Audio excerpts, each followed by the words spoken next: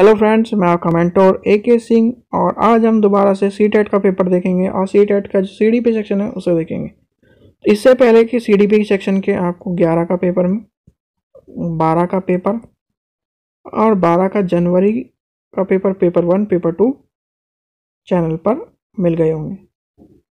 तो देरी न करते हुए पेपर को कहीं ना कहीं देखेंगे। सबसे पहला क्वेश्चन है, विद्यार्थी की प्रतिक्रिया प्राप्त करने के लिए आदर्श प्रतीक्षा समय कितना होना चाहिए। प्रतीक्षा समय की बात की गई। प्रतीक्षा समय आपको सबको पता होगा, जब आप किसी चीज़ को प्रतीक्षा समय सबसे इम्पोर्टेंट होता है। प्रतीक्षा समय कितना होना चाहिए जब आप क्वेश्चन पूछते हैं। आपने मान लीजिए आपने 10 लाइन का क्वेश्चन पूछ लिया, ये क्वेश्चन पूछ लिया। इस क्वेश्चन में आपने उससे पूछा कि हिमालय कितना बड़ा है, हिमालय कहाँ पर स्थित है, हिमालय कैसे बना, उसकी ऊंचाई कितनी है, बनने के कारण क्या है। तो आपने अगर उसने 5 क्वेश्चनों का मिक्सचर करके क्वेश्चन पूछा तो 5 क्वेश्चनों का मिक्सचर करने वाला जो क्वेश्चन है उसका जो लगने वाला समय है, उसका कठिनाई स्तर उसी हिसाब से प्रतीक्षा समय होगा। तो इसका आंसर क्या होगा? कठिनाई, प्रश्न की कठिनाई का स्तर। ठीक है। वास्तविक जीवन और ये सारी चीजें, क्योंकि आपने देखा होगा, आप खुद ही देखिए, आप अपने आप से क्वेश्चन पूछिए और फिर उस क्वेश्चन को देखिए कितने मिनट में आप, तो ओवर टाइम क्या होगा, कठिनाई स्तर पे उसके डिपेंड करता है। नेक्स्ट देखेंगे हम। मान लीजिए आप विद्यालय की शिक्षा बोर्ड के अध्यक्ष हैं।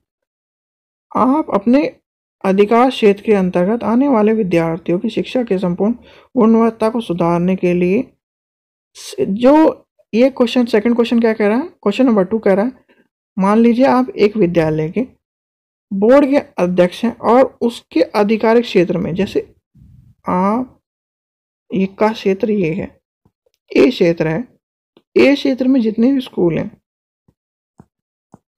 उनकी गुणवत्ता को सुधारने के लिए आप योजना बनाइए। और इस तरह का जो प्रश्न है आपने पूछा, जो ये इस तरह का जो प्रश्न है वो किस तरह का प्रश्न है। देखिए, जब अधिकारी की बात आई और किसी गुणवत्ता को सुधारने की बात आई तो साफ सी बात है वो निम्न प्रश्न तो होगा नहीं, तो निम्न वाले ऑप्शन कट जाएंगे और निम्न भी नहीं होगा तो उच्च स्तर के अपसारी का प्रश्न होगा, अपसारी के उदाहरण होगा। ठीक है। नेक्स्ट देखते हैं, सीखना डैश का आकलन है। आकलन और अनुदेशन के बीच में डैश की दृढ़करण द्वारा सीखने की को प्रभावित करता है। सीखना सबसे इम्पोर्टेंट है, सीखने के लिए आकलन होता है, ये सबको पता होगा। ये लाइन, तो अगर आपने ये लाइन देख ली, सीखने की आकलन किसके लिए होता है? सीखने के लिए।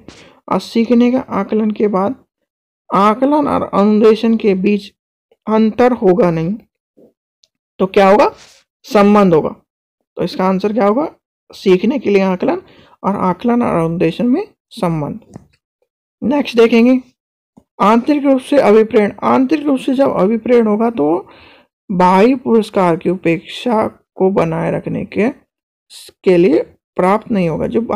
जब आप देखा होगा अंदर ही किसी चीज के लिए आंतरिक रूप से आप प्रभावित होते हैं तो वो बाह्य पुरस्कार के लिए नहीं होते, वो इंटरनली आप उस चीज को प्रभावित करते हैं। तो इसका क्या आंसर होगा? क्वेश्चन नंबर 4 का ऑप्शन डी होगा। सतत और व्यापक मूल्यांकन के ऊपर आपको क्वेश्चन सीटेट में मिलेगा ही मिलेगा। ये इसलिए क्योंकि सतत और व्यापक मूल्यांकन का जो कॉन्सेप्ट है कहीं ना कहीं देखा जाए तो उसी के बाद से सीटेट आया। सीटेट का जो मेन इम्पोर्टेंट जो रोल है वो है सतत और व्यापक मूल्यांकन, समावेशी शिक्षा, लैंगिक पूर्वाग्रह को हटाना, बाल केंद्रित, इस तरह के जो पॉइंट है NCF यही कहता है। तो इसलिए उस चीज का ध्यान रखें। सतत और व्यापक मूल्यांकन किसके, इसमें क्या पूछा गया? सतत और व्यापक मूल्यांकन की योजना जो व्यापक शब्द की अलावा निम्नलिखित के द्वारा समर्थन किया। किसने इसका समर्थन नहीं किया? तो किसने समर्थन नहीं किया? इसका आंसर होगा जेपी गिलफर्ड ने, क्योंकि जेपी गिलफर्ड का जो है बहुसंरचना का सिद्धांत है। ठीक है, नेक्स्ट देखेंगे क्वेश्चन नंबर 6। क्वेश्चन नंबर 6 है, कक्षा में शिक्षक और विद्यार्थियों किस प्रकार के जेंडर को डैश करते हैं, यह सिखाने का वातावरण है। किसकी बात की गई है? रूपांतरण की बात की गई है। एक कक्ष है, उसमें टीचर और विद्यार्थी किस प्रकार के जेंडर को डैश करते हैं, यह सिखाने के वातावरण डैश है। तो सिखाने का क्या वातावरण है? तो रूपांतरण और पद के ऊपर। नेक्स्ट देखते हैं क्वेश्चन नंबर 7, उपलब्ध अभिप्रेरणा किसके बारे में बात कर रहा है? जो उपलब्धि है, उपलब्धि किसके बारे में बात करती है? ये आपने देखा होगा, जब आपकी उपलब्धि की बात आती है तो वो उपलब्धि में आपको क्या क्या चीज़ों का सामना करना पड़ता है। बहुत आपको, मान लीजिए आपको इस दीवार पर चढ़ना है और यहाँ पर ईंट भी पड़ी है, कंकड़ भी पड़े हैं, कहीं ना कहीं पानी पड़ा है, शीशा पड़ा है और कांटे भी पड़े हैं। तो आप और नंगे पैर आपको इस चीज यहाँ से पार करना है। आपके पास है छोटी सी सीढ़ी है या फिर बहुत ही कम संसाधनों में आपको इस दीवार पर या ऊपर जाना है। तो अब ये जो है, ये क्या है? बैरियर है, एक तरह से चुनौती है। तो उपलब्धि प्राप्त करने के लिए आपको यहाँ पर पहुँचने के लिए क्या चीज़ों का सामना करना पड़ा? चुनौतियों का सामना करना पड़ा। तो और इसका आंसर क्या होगा? चुनौतियों पूर्ण कार्यों पर डटे रहना चाहिए। जब तक आप चुनौतियों का सामना नहीं करेंगे या उसकी चुनौती काम को करते हुए, जैसे कोई होता है, मान लीजिए आपने सीटेट का एग्जाम पढ़ लेते हैं हम। सीटेट पहली बार दिया, उसके 81 नंबर आए,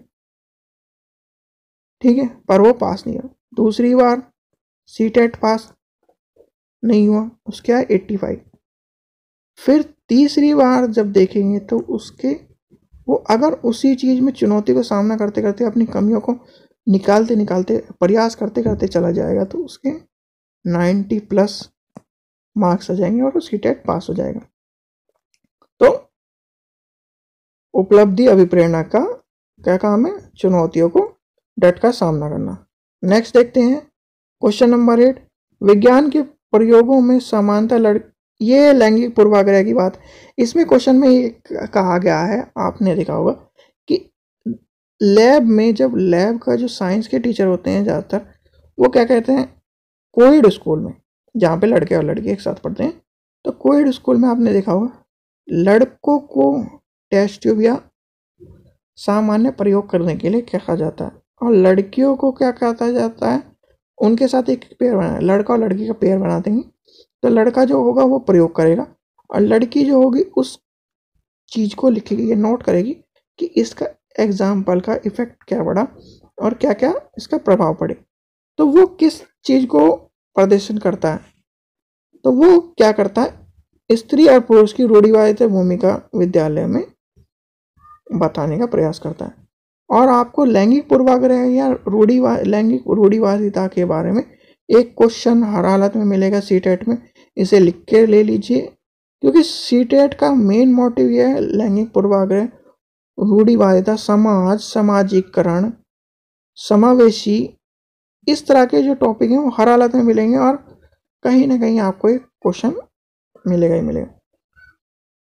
नेक्स्ट देखते हैं, CBSE द्वारा प्रस्तावित समूह परियोजना गतिविधि डैश एक संकलित साधन है। CBSE जो क्या नाम समूह परियोजना की बात करते हैं। समूह परियोजना आपने देखा होगा, समूह परियोजना कराई ही इसलिए जाती है कि वो समाज से जुड़ सके बच्चा। और समाज से कैसे जुड़ेगा?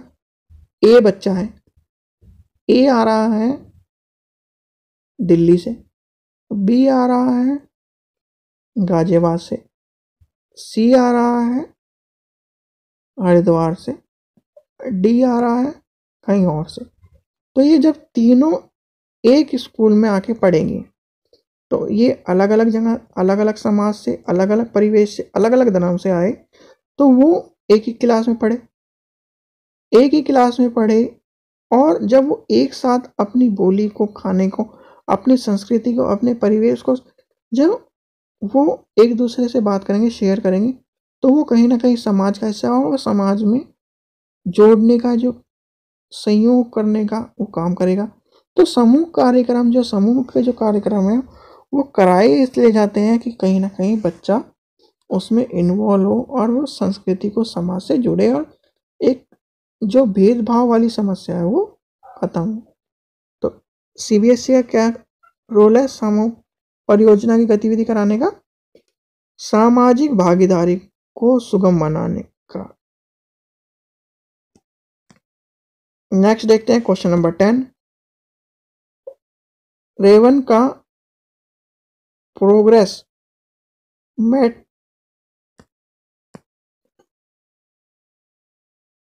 नेक्स्ट देखेंगे रेवन का प्रोग्रेस परीक्षण किसके बारे में बताता है, कि किसका उदाहरण है? वो है सांस्कृतिक मुक्त बहु बुद्धि लब्धि के बारे में।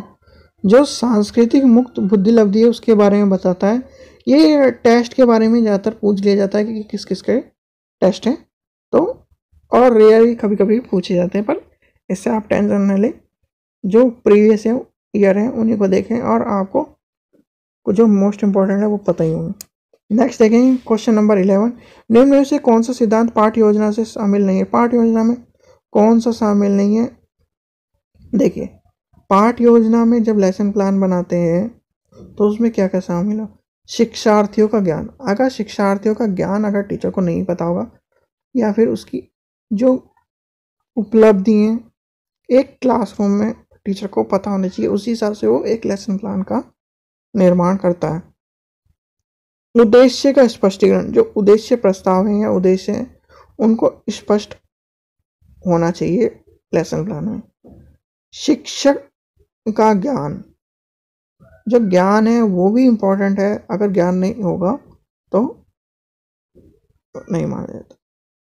अब A B C D important है, तो बचा क्या? योजना की दृढ़ता। योजना इम्पोर्टेंट है, पर योजना कहीं ना कहीं एक पाठ योजना के लिए महत्वपूर्ण नहीं। नेक्स्ट देखेंगे क्वेश्चन नंबर 12। निःशुल्क और अनिवार्य शिक्षा 2009।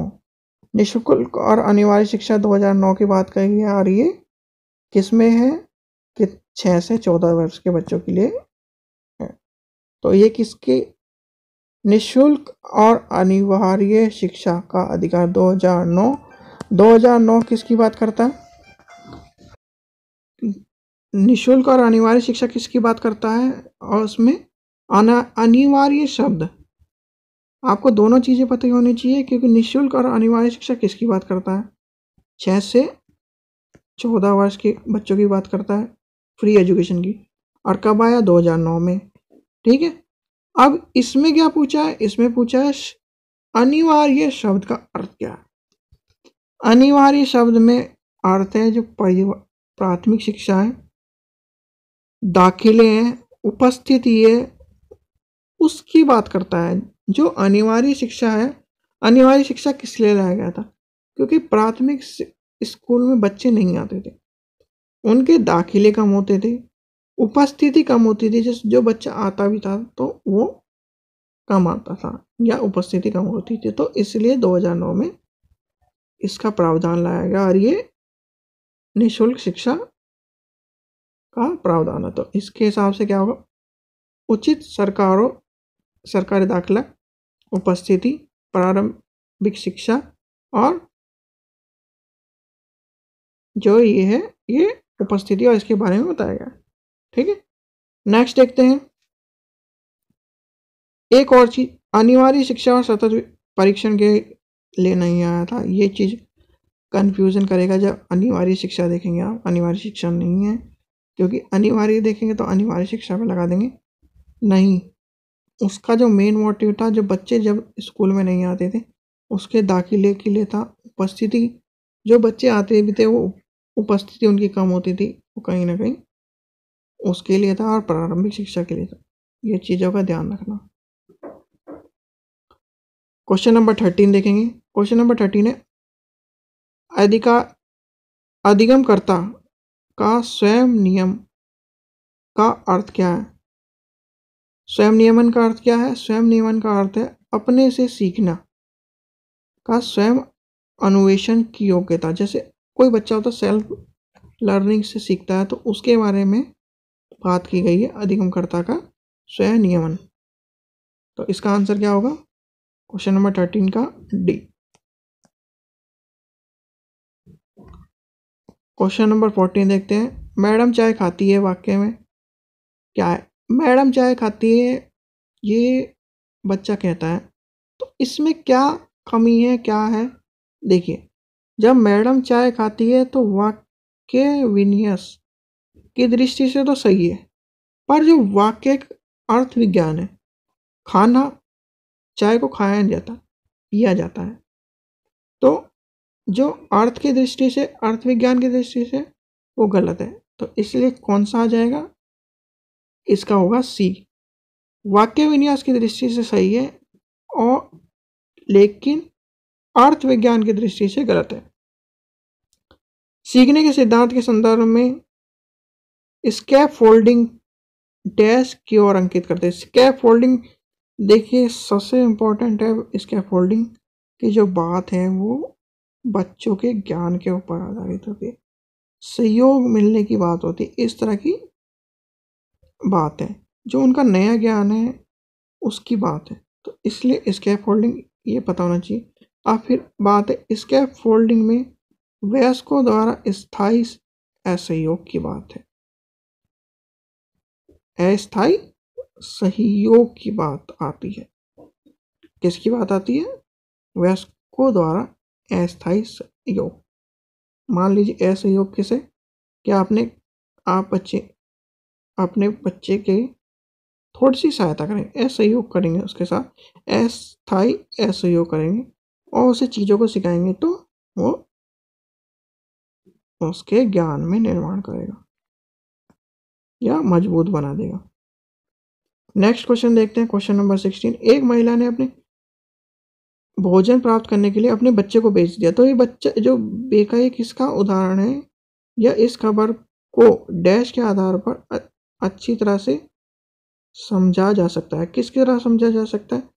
एक औरत है, उसने अपनी भूख के लिए अपना बच्चा बेच दिया, तो भूख क्या हुई? जो भूख के लिए उसने बेचा वो क्या मानी जाएगी? तो वो मानी जाएगी क्वेश्चन नंबर 16 का ऑप्शन हो जाएगा डी, पदनाक्रम आवश्यकता, क्योंकि उसकी आवश्यकता है, सीधी सीधी बात है, उसकी आवश्यकता का सिद्धांत है। नेक्स्ट क्वेश्चन देखेंगे। Question number 17। बुद्धिलब्धि के आधार पर विभिन्न समूह के विद्यार्थियों का वर्गीकरण उनके स्वगरिमा को डैश है और उनके शैक्षणिक निष्पादन को डैश है। तो इसका क्या होगा? घटता है और प्रभावित नहीं करता। जो शैक्षिक निष्पादन है वो प्रभावित नहीं करता, इस चीज का ध्यान रखना बुद्धिलब्धि पर। नेक्स्ट देखते हैं क्वेश्चन नंबर 18। क्वेश्चन नंबर 18 देखते हैं। जॉन ड्यूअर के अनुसार के द्वारा समर्थित लैब विद्यालय के उदाहरण। लैब विद्यालय के उदाहरण क्या है? प्रयोगशाला की बात कर रहे हैं, सीधे सीधे लैब का विद्यालय की बात कर रहे हैं। जो प्रयोगशाला की, जो स्कूलों में प्रयोगशाला उसके उदाहरण है, उसके बारे में बात कर रहे हैं। नेक्स्ट देखेंगे क्वेश्चन नंबर 19। कॉलरबर्ग के द्वारा प्रस्तावित निम्न चरणों में से प्राथमिक विद्यालय के बच्चे किन चरणों को अनुसार करते हैं? आपने देखा होगा ये पेपर है 6 to 8 और क्वेश्चन पूछा गया है प्राथमिक बच्चों के ऊपर। तो आपको ये 1 से 2 क्वेश्चन हर सेक्शन में मिलेंगे CDP हिंदी में, तो इसलिए इस चीज़ के लिए ना टेंशन लें। तो क्वेश्चन को देखते हैं क्या कह रहा है। प्रस्तावित चरणों में प्राथमिक विद्यालय के बच्चे किन चरणों का अनुसरण करेंगे? किस चरणों का अनुसरण करेंगे? आपने देखा होगा अनुसरण वो करेगा आज्ञा पालना, दंड, उन्मुखीकरण। जो इसकी बात आई प्राथमिक विद्यालय में, किसकी बात करेगा? वो आज्ञा पालन की बात करेगा और व्यक्तिगत और विनिमय, इन दोनों की बात करेगा। तो इसका आंसर क्या होगा? Option A. क्वेश्चन नंबर 20 देखते हैं। एक विद्यार्थी कहता है उसका दादा आया है। एक शिक्षक होने के नाते आपकी प्रतिक्रिया क्या होनी चाहिए? देखिए, उसकी भाषा को सुधारने की बात नहीं करेंगे, उसे डांटेंगे मारेंगे नहीं। सबसे अच्छा है, अच्छा उस आपके दादाजी आए हैं, ये इस तरह के आपको रिएक्शन देना है। या एक बार और पूछा गया था तो उसमें ये आया था अच्छा उसके दादाजी आए हैं, तो आपको इस तरह से कहना है जिससे आप उस बच्चे को चीज़ें सिखा भी दें, उस बच्चे को डांट भी ना पड़े, उस बच्चे को गलत भी ना लगे, वो आगे आप देखें तो उस चीज़ को परिवर्तन कर लेगा। तो क्या कहेंगे? अच्छा आपके दादाजी आए हैं। तो जब आप इस तरह की बात करें, नहीं उसके दादाजी आए, ये कहेगा वो। पहले क्या कहा उसने? उसका दादा आया है, ठीक है। फिर जब आप कहेंगे अच्छा आपके दादाजी आए हैं, फिर वो कहेगा नहीं उसके दादाजी आए हैं। आपने एक चीज विनम्रता से आपने बच्चे को ये कहा आपके दादाजी आए हैं, फिर वो क्या कहेगा? नहीं। तो कहीं ना कहीं आप उसे विनम्रता से चीज़ों को सिखा रहे हैं, भाषा में उसका परिवर्तन। क्या पता हो किस परिवेश से आता है, और भाषा के आधार पर शिक्षा में कहीं ना कहीं कमी नहीं होती, या भाषा, परिवेश, क्षेत्र, लिंग आधार से अगर भेदभाव किया जा रहा है शिक्षा में, तो वह समावेशी शिक्षा नहीं है। और समावेशी शिक्षा नहीं है तो आप कहीं ना कहीं क्लासरूम के बच्चों का, या कहना विद्यालय का, आप उसका नाश कर रहे हैं या उसको बिगाड़ने की राह पर लेके चल रहे हैं। क्वेश्चन नंबर 20, डैश के अलावा निम्नलिखित घटना रिकॉर्ड की विशेषताएं हैं। ये आपको एक चीज आपको दिख रही होगी, अगर इस तरह के आपको समझ में ना आए क्वेश्चन तो सबसे बड़े ऑप्शन की तरफ, तो हम देखेंगे क्या है इसका आंसर। आंसर बी, वह व्यवहार और वस्तुनिष्ठ साक्ष्य और इसके यह शैक्षणिक क्षेत्र के लिए फीडबैक उपलब्ध नहीं कराता। जो रिकॉर्ड विशेषताएं हैं वो किसकी बात कर रही है? फीडबैक की उपलब्धता के बारे में। नेक्स्ट देखेंगे क्वेश्चन नंबर 22, मिश्रित आयु वर्ग के विद्यार्थी के कक्षा में व्यवहार रखने वाले शिक्षक के डैश का ज्ञान सर्वाधिक महत्वपूर्ण है। सर्वाधिक महत्वपूर्ण किस आवश्यक विकासात्मक अवस्थाओं के बारे में, क्योंकि सामाजिकरण और आर्थिकरण पृष्ठभूमि, सांस्कृतिक पृष्ठभूमि और अभिभावकों का व्यवसाय, ये कहीं ना कहीं नहीं विकासात्मक, क्योंकि शिक्षक को अपने बच्चों के विकास को बढ़ाना है, तो विकासात्मक अवसर की ज्ञान की महत्ता होने की बात कही गई है।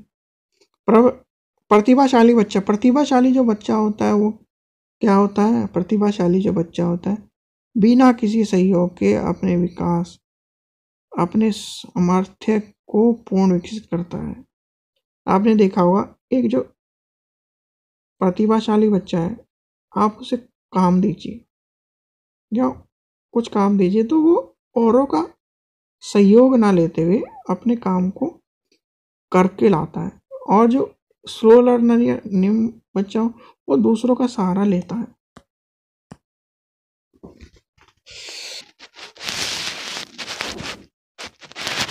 क्वेश्चन नंबर 24, संकल्पनाओं की व्यवस्थित प्रस्तुत विकास के निम्नलिखित किन सिद्धांतों का साथ संबंध होता है? किसके विकास, देखिए अगर इसे ऑप्शन को भी काटना है, विकास के बारे में सारों में, तो विकास के विभिन्न दरों के बारे में विकसित किया है, विशिष्ट जातियों इसके बारे में, परिणाम स्वरूप वृद्धि के बारे में, विकास के सापेक्ष रूप से क्रम के बारे में बात की गई है। विकास की क्रम इम्पोर्टेंट है, विकास कभी भी एकदम नहीं हो जाता, विकास धीरे धीरे चलता है। पहले क्लास में आप देखिए, पहली क्लास में आए, दूसरी क्लास में, तीसरी क्लास में, सीधे पहली क्लास से पांचवी क्लास में तो जाएंगे नहीं, तो इसलिए पहली क्लास से देखा होगा, पहली क्लास से आप सीधे पांचवी में तो पहुंचेंगे नहीं, इसलिए विकास का क्रम होता है। पहला क्लास में जाएंगे, फिर दूसरी क्लास में जाएंगे, फिर तीसरी में जाएंगे, तो विकास धीरे धीरे चलता चल जाएगा। नेक्स्ट देखेंगे किसकी बात कर रहा है, फिर एजुकेशन की बात कर रहा है, राइट टू एजुकेशन की बात कर रहा है। तो इसमें क्या पूछा गया है, शिक्षा के अधिकार अनिवार्य जो 2009 है वो कक्षा कक्ष के बारे में बात कर रहा था, और कक्षा कक्ष के किसके बारे में बात कर रहा है, वो क्रियावंश के बारे में, कार्यवंश के बारे में बात कर रहा है। तो उसमें क्या है, तो आयु के अनुसार की बात क्या कर रहा है वो, ये इसकी बात कर रहा है, ठीक है, क्योंकि आयु के अनुसार अधिक समानता की बात कर रहा है। क्योंकि देखिए जेंडर की बात नहीं करता हूँ, आयु के अनुसार अधिक विषम जातियों की बात नहीं करता, विषम जाति की बात नहीं करता, वो सम जातियों की बात करता है, विषम की नहीं करता, वो सम जातियों की बात करता है। तो नेक्स्ट देखेंगे बाल केंद्रित शिक्षा, क्वेश्चन नंबर 26 देखेंगे, बाल केंद्रित शिक्षा का समर्थन निम्न में से किस विचारक द्वारा किया गया है। बाल केंद्रित किसके द्वारा किया गया, सबसे इंपॉर्टेंट है, आपको याद होना चाहिए, क्योंकि आजकल बाल केंद्रित है जॉन डीवी। नेक्स्ट देखेंगे क्वेश्चन नंबर 27, प्रतिभाशाली बच्चे के संदर्भ में डैश का संदर्भ अर्थ है, क्या अर्थ है, जो प्रतिभाशाली बच्चा होगा वो क्या होगा, ऐसे विद्यार्थी को वर्तमान ग्रेड और जो इस तरह के आकलन है उसको छोड़कर अलग से उच्च ग्रेड की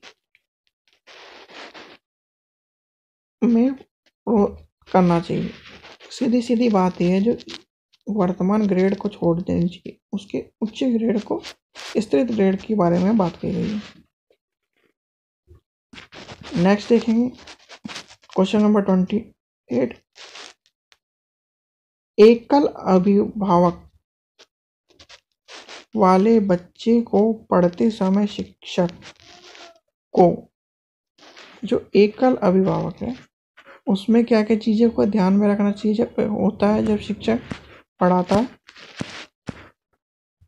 क्या क्या चीज़ों का ध्यान रखना चाहिए, तो उसको देखना चाहिए, इस तथ्य को अनदेखा करना चाहिए और ऐसे बच्चों के साथ अन्य बच्चों को सामान्य व्यवहार करना चाहिए। देखिए क्वेश्चन आपको कहीं ना कहीं घुमाएगा, एकल अभिभावक, जैसे मान लीजिए किसी के पिता नहीं है, किसी की माता नहीं है, तो एकल अभ्यर्थी वाला बच्चा है, अभिभावक वाला बच्चा है, तो वो पढ़ते समय शिक्षकों को क्या ध्यान चाहिए, अगर इस चीज़ पे ध्यान देगा एक टीचर, तो वो कहीं ना कहीं अच्छी पद्धति या अच्छा क्लासरूम का वातावरण नहीं रहेगा, तो ये कट जाएगा, तो उसके वातावरण उपलब्धि करनी चाहिए नहीं, इस प्रकार के बच्चों के साथ भिन्न तो करना ही नहीं है, कम ग्रहकारी नहीं, तो ये सब चीज़ें कट जाएंगी। तो इसका बच्चा क्या, इस तथ्य को अनदेखा करके ऐसे बच्चों के साथ अन्य बच्चों के का व्यवहार अच्छा होना चाहिए, समान होना चाहिए।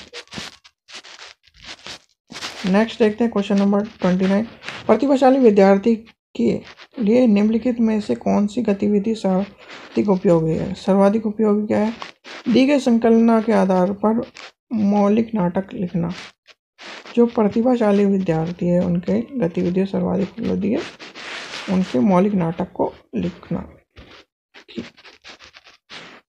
नेक्स्ट देखें क्वेश्चन नंबर 30, लास्ट क्वेश्चन देखें, शारीरिक गति बुद्धि रखने वाले बच्चे के अंतिम अवसर निम्न में से कौन सा सही हो सकता है? कौन सा अवसर होगा? शल्य चिकित्सा, क्योंकि कवि नहीं होगा। वाचक राजनीतिक विज्ञान, जो शारीरिक गति बुद्धि रखता होगा, स्पोर्ट्स पर्सन कह लीजिए, वो क्या होगा? शल्य चिकित्सक वाली अवस्था होगी उसकी अंतिम अवस्था। तो आज हमने CDP के सेक्शन में 2012 का पेपर देखा, जो पेपर 6 से 8 का था, और ये नवंबर 2012 का था। प्रीवियस ईयर के पेपर थे। आपको वीडियो अच्छी लगी हो तो चैनल को सब्सक्राइब करें, वीडियो को लाइक करें, शेयर करें। Thank you.